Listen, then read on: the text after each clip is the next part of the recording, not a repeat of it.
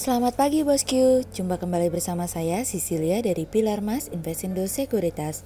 Touch your heart, touch your profit. Nah, seperti biasa kita akan mulai saja nih market review kita hari ini, Kamis 14 Oktober 2021 dengan episode Risalah dan Berdoa.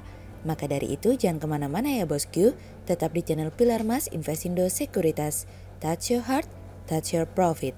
Pionir Sekuritas Channel di Indonesia.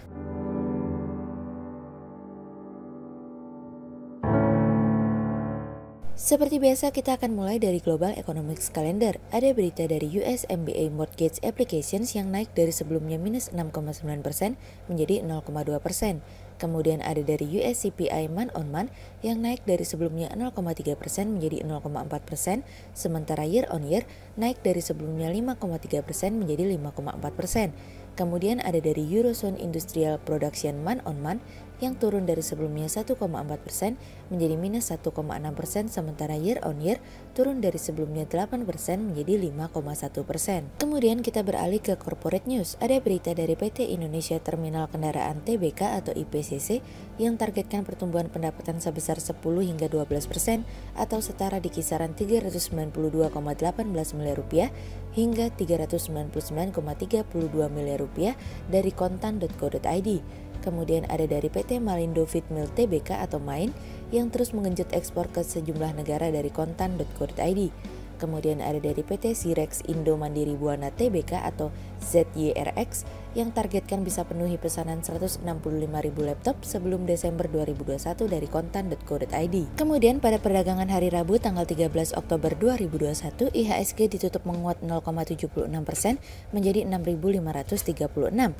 Sektor industrial, consumer non-cyclicals, finansial, basic material, healthcare, properties, and real estate bergerak positif dan mendominasi penguatan IHSG kali ini. Investor asing di seluruh membukukan pembelian bersih sebesar 1.205 miliar rupiah. Kemudian kita akan masuk ke market review kita hari ini. Cerita hari ini akan kita awali dari risalah sebuah kisah. Di tengah penantian akan musim taper tantrum yang segera tiba, The Fed memberikan keyakinan secara luas dalam risalah mereka untuk mulai mengurangi pembelian obligasinya pada pertengahan November atau pertengahan Desember meskipun ada kekhawatiran inflasi akan terus meningkat. Para pejabat The Fed menilai pemulihan ekonomi secara keseluruhan masih tetap berada pada jalurnya dan tentu saja hal ini yang membuat pengurangan bertahap akan terjadi pada kisaran bulan tersebut dan akan berakhir pada pertengahan tahun depan. The Fed juga mencatat apabila keputusan untuk memulai taper tantrum terjadi pada pertemuan berikutnya, maka proses pengurangan dapat dimulai pada kalender pembelian bulanan yang dimulai pada pertengahan November atau Desember. The Fed juga diceritakan dalam risalah tersebut memiliki pertanyaan sebagai berikut.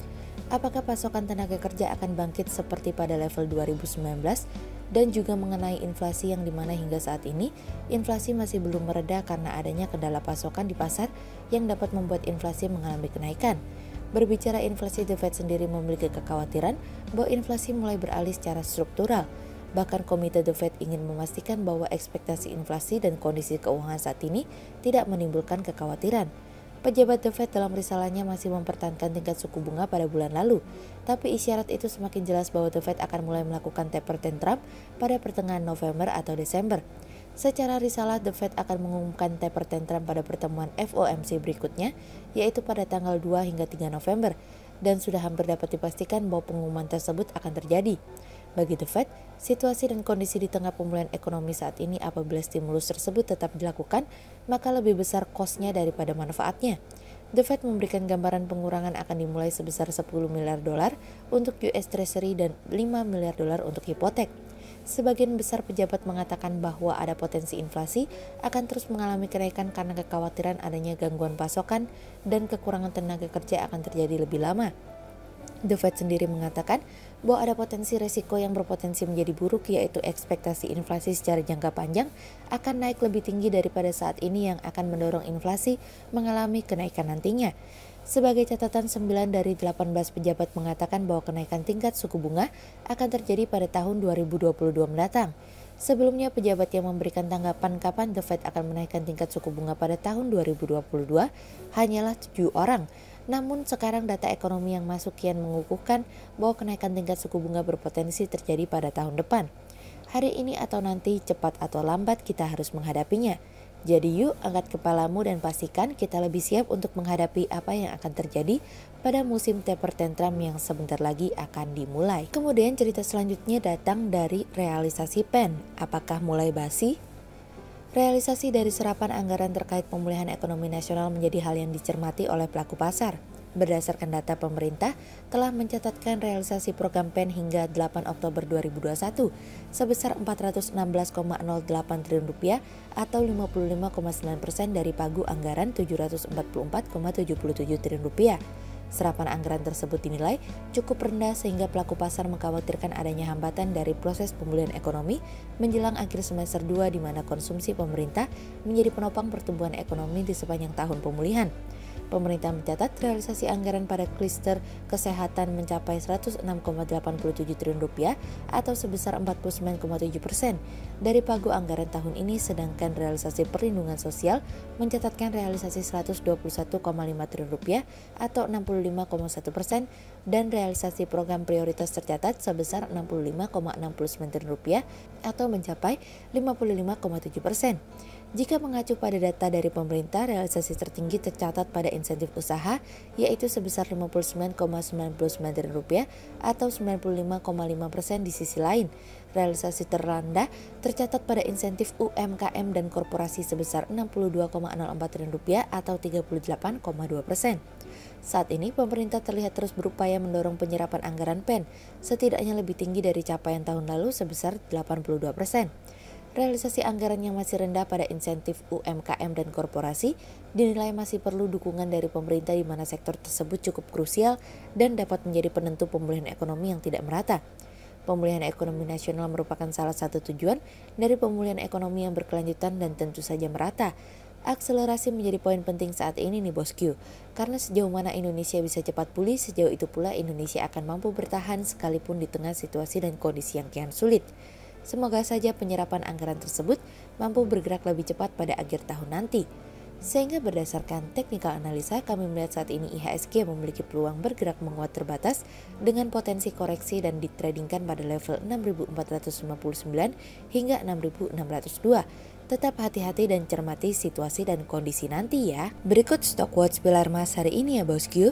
Yang pertama ada dari KLBF, kemudian yang kedua ada dari Mayor, dan yang ketiga ada dari GGRM. Berikut dua saham yang kami analisa hari ini ya bosku. Yang pertama ada dari ZYRX atau PT Zirexindo Mandiri Buana Tbk yang targetkan bisa penuhi pesanan 165.000 laptop sebelum Desember 2021.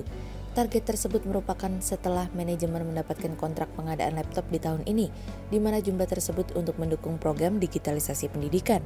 Sehingga untuk mendukung program tersebut, diperlukan pengadaan laptop. Diharapkan tujuan yang ingin dicapai oleh pemerintah dapat berjalan dan terwujud dengan maksimal.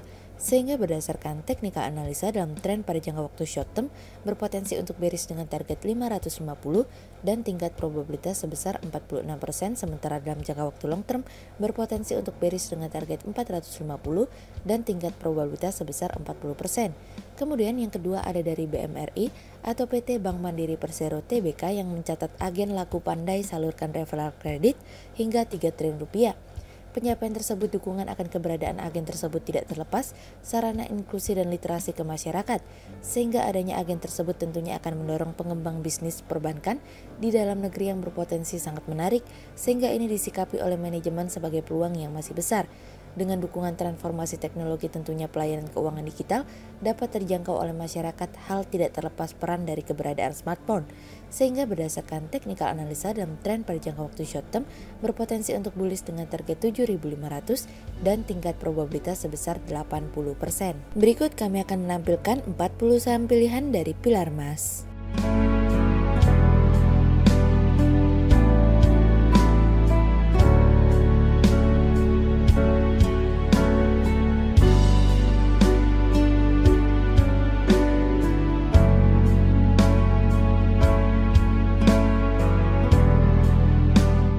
Sekian untuk review market kita kali ini ya bosku. Untuk info lebih lengkapnya bosku bisa download PDF dengan klik link di bawah video ini, atau bisa juga langsung akses ke website kami di www.pilarmas-investindo.co.id. Dan jangan lupa untuk selalu jaga kesehatan buat para bosku ya. Kita akan bertemu lagi besok pagi untuk market review yang berikutnya. Jadi jangan lupa like, subscribe, dan tonton terus channel Pilar Mas Investindo Sekuritas. Touch your heart, touch your profit. Pionir Sekuritas Channel di Indonesia.